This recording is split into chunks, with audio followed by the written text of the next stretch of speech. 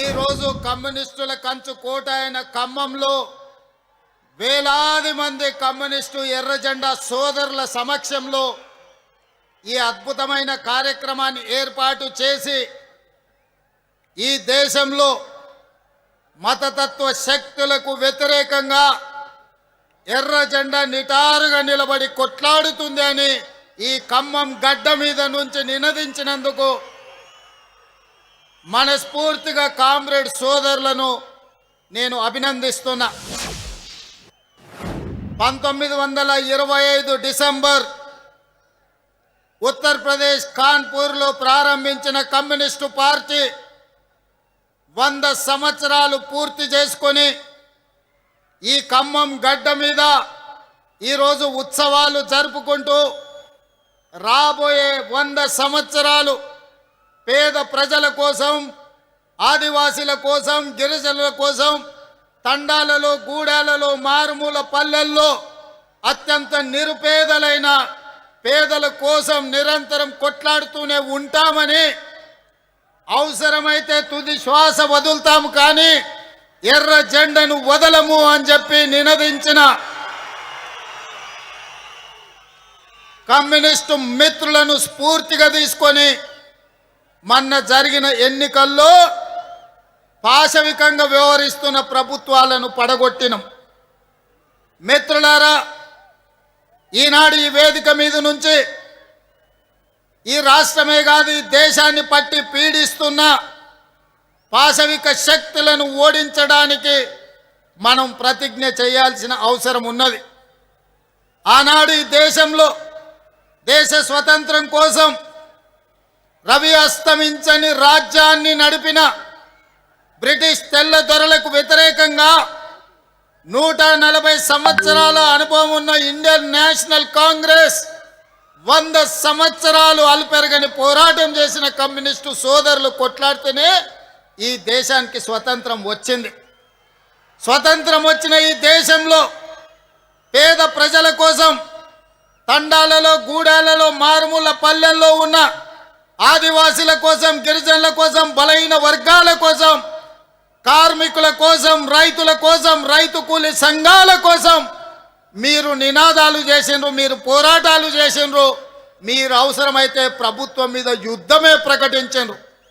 మీరు పోరాటాలు చేస్తే మీరిచ్చిన నినాదం దున్నేవాడికే భూమి అని ఎర్ర జెండా సోదరులు నినాదం ఇస్తే ఆ నినాదాన్ని చట్టం చేసి జమీందారుల దగ్గర, జాగీర్దారుల దగ్గర, భూస్వాముల దగ్గర ఉన్న లక్షలాది ఎకరాలను ఆనాడు బూర్గుల రామకృష్ణారావు గారు, పివి నరసింహారావు గారు, శ్రీమతి ఇందిరాగాంధీ గారు అగ్రికల్చర్ సీలింగ్ యాక్ట్ తీసుకొచ్చి లక్షలాది ఎకరాలను భూస్వాముల నుంచి గుంజుకొని పేద ప్రజలకు పంచిపెట్టిన చరిత్ర కాంగ్రెస్ పార్టీది. అదేవిధంగా రైతు కూలీలు వెట్టి చాకిరి చేస్తుంటే, దొరల గడీల దగ్గర బానిసలుగా బతుకుతుంటే, వాళ్ళ హక్కుల కోసం వాళ్ళ రక్తాన్ని చెమటగా మార్చి గడీలలో గుమ్మీలు నింపుతుంటే రైతు కూలీ చట్టాలు ఉండాలి, రోజుకు 8 గంటల శ్రమకు కూలీ ఇవ్వాలి అని మీరు పోరాటాలు చేస్తే కనీస వేతన చట్టం తీసుకొచ్చి ఆ కార్మికుల కోసం, కర్షకుల కోసం చట్టాలను, శాసనాలను చేసింది కాంగ్రెస్ పార్టీ. అదేవిధంగా ఈ భూమి మీద ఏ వస్తువు ఎవరైనా తయారు చేయని, ఆఖరికి అగ్గిపెట్టే సబ్బు బిల్ అయినా ఉత్పత్తి చేసేవాడే ధరను నిర్ణయిస్తే 6 కాలం కష్టపడి పంట పండించి, దుక్కి దున్ని పంట పండించి పంటను అమ్మడానికి వెళ్తే రైతు ధర నిర్ణయిస్తలేడు, కొనుగోలు చేసే దళారులు ధరలు నిర్ణయిస్తున్నారని రైతు కూలీ సంఘాలను కట్టి రైతాంగ ఉద్యమాలు మీరు చేస్తే కనీస మద్దతు ధర తీసుకొచ్చి దళారులను అడ్డు తొలగించి చట్టం చేసింది కాంగ్రెస్ పార్టీ. మిత్రులారా, ఆనాడు రిజాకర్లకు వ్యతిరేకంగా, నిజాం నవాబులకు వ్యతిరేకంగా సాయుధ రైతాంగ పోరాటాన్ని నిర్మించి ఆనాడు 4000 మంది ఎర్ర జెండా వీరులు నేల కొరుగుతేనే ఆనాడు మీరు నిర్మించిన సాయుధ రైతాంగ పోరాటమే తెలంగాణ రాష్ట్రానికి, హైదరాబాదు రాష్ట్రానికి విముక్తి కలిగించడానికి పునాదులు పడ్డాయి. దేశమంతా స్వతంత్రం వచ్చి స్వేచ్ఛ వాయువులను పీలుస్తున్నప్పుడు హైదరాబాదు రాష్ట్రం నిజాం రజాకర్ల కాళ్ళ కింద నలిగిపోతుంటే ఆనాడు ఈ ప్రజలకు విముక్తి కలిగించాలి, ఈ ప్రజలకు స్వేచ్ఛను ప్రసాదించాలి అని మొట్టమొదటి ప్రధానమంత్రి పండిట్ జవహర్లాల్ నెహ్రూ గారు సర్దార్ వల్లభాయ్ పటేల్ పోలీస్ యాక్షన్ ద్వారా నిజాం రజాకర్లను లొంగ తీసుకొని నిజాం రజాకర్లను దిగంతాలకు తరిమిన చరిత్ర ఈ ప్రాంతానికి ఉన్నది. ఆనాడు జరిగిన సాయుధ రైతాంగ పోరాటంలో పుచ్చలపల్లి సుందరయ్య గారు కావచ్చు, చెన్నంనేని రాజేశ్వరరావు గారు కావచ్చు, అలా చెప్పుకుంటూ వెళ్తే ఆ తర్వాత చంద్ర రాజేశ్వరరావు గారుతో పాటు ఆనాడు ఈ ప్రాంతానికి సంబంధించి స్వతంత్రం వచ్చిన తర్వాత కూడా భారత కమ్యూనిస్టు పార్టీ తరఫున పోరాటం చేసిన నల్లమల గిరిప్రసాద్ గారు, అదేవిధంగా శేషగిరిరావు గారు ఈ ప్రాంతం నుంచి ప్రాతినిధ్యం వహించారు. ఈరోజు ఈ వేదిక మీద పువ్వాడ నాగేశ్వరరావు గారు కూడా ఉన్నారు, ఆనాడు సిపిఐ ఉద్యమాలలో పాల్గొన్న వాళ్ళు. మిత్రులారా, ఇవాళ ఒకే ఒక్క మాట నేను ఈ వేదిక మీద నుంచి మీకు విజ్ఞప్తి చేయదలుచుకున్నా. ఆనాడు బ్రిటిష్ వాళ్ళతో ఎంత ప్రమాదం ఉండేనో ఈనాడు ఉన్న బీజేపీ అంటే బీజేపీ భారతీయ జనతా పార్టీ కాదు, ఇది బ్రిటిష్ జనతా పార్టీ. బ్రిటిషర్స్ విభజించు, పాలించు, పేదవాళ్ళను అణగదొక్కు అన్న ఆలోచన బ్రిటిషర్స్ నుంచి ఇచ్చిన ఆలోచనతోటే ఈనాడు మనల్ని అణిచివేయాలని చూస్తుంది.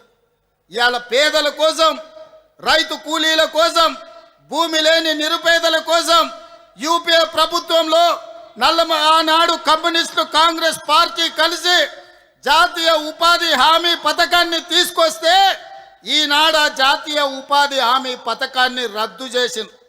గ్రామాల నుంచి వలసలు తగ్గిన చట్టం ద్వారా గ్రామాలలో కూలీలు తమ కూలిని తాము నిర్ణయించే శక్తి జాతీయ ఉపాధి హామీ చట్టం ఇచ్చింది. ఇవాళ అదానీ అంబానీలకు కూలీలు దొరకడం లేదు, ప్రజలు వలసలు పోవడం లేదు, నగరాలు వలసలు పోయే రోజులు మారిపోయి మొన్న వచ్చిన కరోనా సమయంలో ఈ దేశంలో ఉండే పేదలను ఆదుకోవడానికి జాతీయ ఉపాధి హామీ పథకమే ప్రయోజనం చేకూరింది. ఇవాళ నరేంద్ర మోడీ ప్రభుత్వం జాతీయ ఉపాధి హామీ పథకాన్ని తూట్లు పడిచి నిర్వీర్యం చేసి ఆ పథకాన్ని రద్దు చేయడం ద్వారా మళ్ళీ రైతులు, రైతు కూలీలు గ్రామాలు వదిలి పట్టణాలకు వలసపోయే పరిస్థితి. పట్టణాలకు వలస వెళ్తే మళ్ళీ వెట్టి చాకిరి వస్తుంది. అదాని అంబానీలకు అగ్వకు సగ్వకు కూలీలు దొరుకుతారు. అందుకే ఈనాడు నరేంద్ర మోడీ గారు ఈనాడు కార్పొరేట్ కంపెనీల చేతిలో కీలు బొమ్మగా మారి జాతీయ ఉపాధి హామీ చట్టాన్ని రద్దు చేసి మళ్ళీ మల్టీనేషనల్ కంపెనీలకు మన హక్కులను తాకట్టు పెట్టే ప్రయత్నం చేస్తున్నాడు. అందుకే మిత్రులారా, ఈనాడు ఈ దేశంలో మొదటి స్వతంత్ర ఉద్యమంలో బ్రిటిషర్స్ని ఈ దేశం నుంచి తరిమినాం. దానితోని మనకు స్వేచ్ఛ వచ్చినట్టు కాదు. నిజమైన స్వేచ్ఛ, కమ్యూనిస్టులు కోరుకున్న స్వేచ్ఛ, దోపిడీ ఆగాలి, పేదలకు మేలు జరగాలి, రైతు కూలీ హక్కులను కాపాడాలి అనేదే మీ పోరాటం. ఆ పోరాటానికి అండగా నిలబడ్డది కాంగ్రెస్ పార్టీ. మీ పోరాటాలను, మీ నినాదాలను చట్టాలు, శాసనాలు చేసి ఈ దేశంలో రైతాంగాన్ని ఆదుకున్న పార్టీ కాంగ్రెస్ పార్టీ.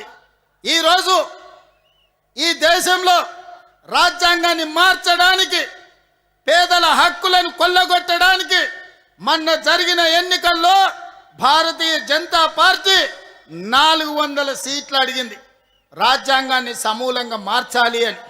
కానీ ప్రజలు, కమ్యూనిస్టులు, కాంగ్రెస్ పార్టీ, మా నాయకుడు రాహుల్ గాంధీ గారు అందరితో నిలబడి కాంగ్రెస్కు అధికారం ఇవ్వండి, ఒకవేళ బీజేపీకి 400 సీట్లు ఇస్తే రాజ్యాంగాన్ని సమూలంగా మారుస్తారు, రిజర్వేషన్లు రద్దు చేస్తారని ప్రతి గ్రామానికి వెళ్ళి చెప్పిండు.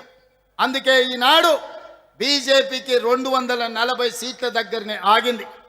మరి పరోక్షంగా ఈనాడు మళ్ళీ రాజ్యాంగాన్ని చెరబట్టడానికి భారతీయ జనతా పార్టీ ప్రయత్నం చేస్తుంది. దాంట్లో భాగంగానే ఎస్ఐఆర్ తీసుకొచ్చిండ్రు. పేదల ఓటు హక్కును తొలగిస్తున్నారు. ఇది ఈనాటి ప్రయత్నం కాదు. ఆనాడు భారత రాజ్యాంగం ఏ విధంగా ఉండాలో డాక్టర్ బాబాసాహెబ్ అంబేద్కర్ని చైర్పర్సన్గా పెట్టి కాన్స్టిట్యూయెంట్ అసెంబ్లీలో చర్చ జరిగినప్పుడు గోల్వాల్కర్ సిద్ధాంతం నమ్మినోళ్ళు పేదలకు ఓటు హక్కు ఉండొద్దు అన్నారు. ఆనాడు డాక్టర్ బాబాసాహెబ్ అంబేద్కర్, మహాత్మా గాంధీ గారు పేదలకు ఓటు అనే హక్కు ఆయుధాన్ని చేతిలో పెట్టి పరిపాలన చెయ్యడానికి ఎవరు ఉండాలో నిర్ణయించమని అధికారం ఇచ్చిండు. మరి ఈనాడు ఆ ఓటు హక్కును తొలగించడానికి బీజేపీ ఎస్ఐఆర్ ఉపయోగిస్తున్నది. మిత్రులారా, ఈ దేశంలోనే పుట్టి ఈ దేశంలోనే పెరిగి ఇక్కడ చనిపోతే ఈ మట్టిలో కలిసే మూలవాసులైన ఆదివాసీలను మీ ఆనవాళ్ళు తీసుకురండి, మీ ఆధారాలు తీసుకురండి, అప్పుడే మీకు ఓటు హక్కు ఇస్తామంటే ఇక్కడనే పుట్టి ఇక్కడనే పెరిగి ఇక్కడనే ఈ అడవుల్లో ఉండే జాతులు ఎక్కడి నుంచి ఆధారం తీసుకొస్తారని నేను అడుగుతున్నా. అందుకే మిత్రులారా, ఈ దేశంలో కుట్ర జరుగుతుంది. అధికారాన్ని శాశ్వతంగా అంటి పెట్టుకోవాలని పేదల వ్యతిరేక ప్రభుత్వం భారతీయ జనతా పార్టీ ప్రయత్నం చేస్తుంది. ఈనాడు శ్రీమంతుల ఓటు ఎక్కడ పోదు, కార్పొరేట్ కంపెనీల హక్కులు ఎక్కడికి పోవు. ఈనాడు తెచ్చిన ఎస్ఐఆర్ భూమి లేని నిరుపేదలు, రైతు కూలీల హక్కులు పోతాయి. వాళ్ళ ఓటు హక్కు పోతే వాళ్ళ రేషన్ కార్డు పోతుంది. వాళ్ళ రేషన్ కార్డు పోతే వాళ్ళకున్న ఆస్తులు పోతాయి. ప్రభుత్వం అందించే సంక్షేమ పథకం ఏది కూడా అందదు. ఈ దేశంలో ఏది కావాలన్నా ఓటు హక్కు ఉన్నవాడికే ప్రభుత్వాలు ఈరోజు సంక్షేమ పథకాలు ఇస్తున్నాయి. ఒకవేళ ఓటే తొలగిస్తే రేషన్ కార్డు పోతుంది, మీ ఇల్లు పోతుంది, మీకు వచ్చే పెన్షన్ పోతుంది, మీకు వచ్చే ప్రభుత్వ సంక్షేమ పథకాలు అన్నీ పోతాయి. ఈరోజు పేదవాళ్ళ హక్కును కాల రాయడానికే బీజేపీ కంకణం కట్టుకున్నది. అందుకే మిత్రులారా, ఈరోజు అప్రమత్తంగా ఉండవలసిన పరిస్థితి వచ్చింది. ఈరోజు నువ్వు కాంగ్రెసా కమ్యూనిస్టా లేదా ఇంకెవరా అని ఆలోచన చేసే సందర్భం కాదు. కాంగ్రెస్ అయినా కమ్యూనిస్ట్ అయినా ప్రజాస్వామ్యాన్ని కోరుకునే ప్రతి వారు ఏకమై నరేంద్ర మోడీకి వ్యతిరేకంగా ఈ దేశంలో దండు కట్టాలి. ఈరోజు పోరాటం ప్రకటించాలి. అప్పుడే ఈ ప్రజాస్వామ్యం బతుకుతుంది. ప్రజాస్వామ్యాన్ని బ్రతికించడానికి, పేద ప్రజల హక్కులు కాపాడడానికి మనందరం కలిసికట్టుగా పని చెయ్యాలి. అందుకే ఎర్రజెండా సోదరులు ఆహ్వానించగానే తప్పకుండా ఖమ్మం వస్తా, 100 సంవత్సరాల మీ శత జయంతి ఉత్సవాలలో పాల్గొంటా. ఇవాళ మీరు వేరు మేము వేరు కాదు. మీరు ప్రజల కోసం కష్టపడతారు, ప్రజల కోసం కొట్లాడతారు. మీరు కొట్లాడి మీరు ఇచ్చే నినాదాలను చట్టం శాసనం చేసే పార్టీ కాంగ్రెస్ పార్టీ. ఇవాళ ఈ అధికారంలో మీ సహకారం కూడా ఉన్నది, మీ శ్రమ కూడా ఉన్నది. మిత్రులారా, ఇది పేదల రాజ్యం, ఇది పేదల ప్రభుత్వం. ఆనాడు మీరిచ్చిన నినాదమే ప్రజా రాజ్యం అని ఇచ్చిండ్రు. ఆనాడు మీరు ఇచ్చిన పిలిపే ఈనాడు పేద ప్రజలకు ఒక ప్రభుత్వాన్ని ఏర్పాటు చేసినాం. భవిష్యత్తులో కూడా ఇవాళ ఒక్క మాట చివరిగా చెప్తాను. ఖమ్మం జిల్లాకు ఒక ప్రత్యేకత ఉన్నది. నరేంద్ర మోడీ, అమిత్ షా ఇద్దరు కలిసి వచ్చినా ఖమ్మం జిల్లాలో 2 సర్పంచులను కూడా గెలిపించుకోలేరు. ఈ గడ్డ మీద తులసి వనంలో గంజాయి మొక్కలకు స్థానం లేదు. ఈ ఖమ్మం జిల్లా గడ్డ మీద భారతీయ జనతా పార్టీకి సర్పంచులు కూడా గెలిపించుకోలేరు.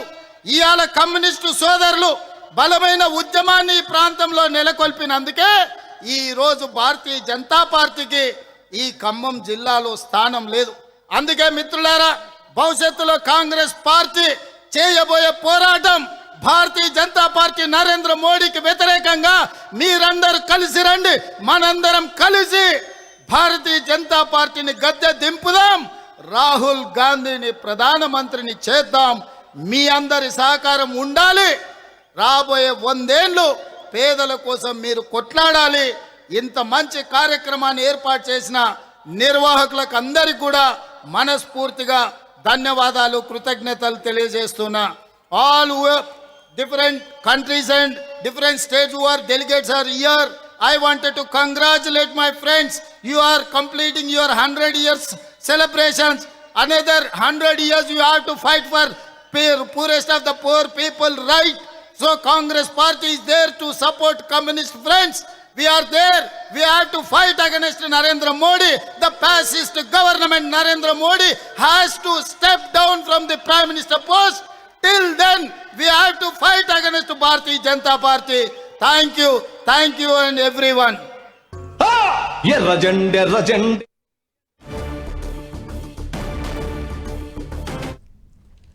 ఖమ్మంలో సిపిఐ శత జయంతి ఉత్సవాల ముగింపు సభలో మాట్లాడారు. ఇప్పటి వరకు తెలంగాణ సీఎం రేవంత్ రెడ్డి మనం చూసాం.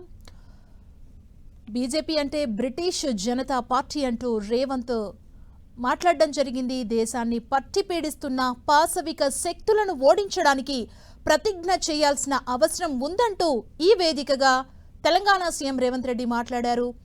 పాశవికంగా వ్యవహరించిన పార్టీలను మొన్నటి ఎన్నికల్లో ఓడగొట్టామంటూ తెలిపారు సీఎం. మతతత్వ శక్తులకు వ్యతిరేకంగా ఎర్ర జెండా పోరాడుతోందన్నారు సీఎం రేవంత్ రెడ్డి.